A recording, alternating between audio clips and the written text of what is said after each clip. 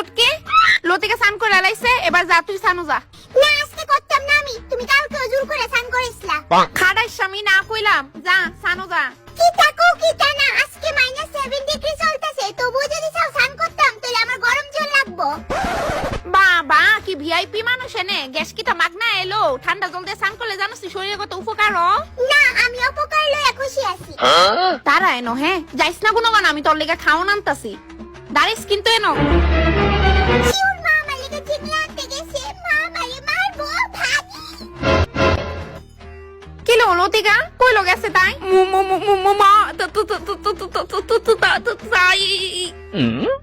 আমি বান্দরের মতো লাফাইতে চাই, স্নান করে দিদির মতো ব্ল্যাঙ্কেটের নিচে থাকতে চাই না।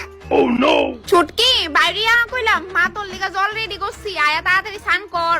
একদম না, এটা একদম সেফ প্লেস, এনো আমারে আশা করি খুঁজে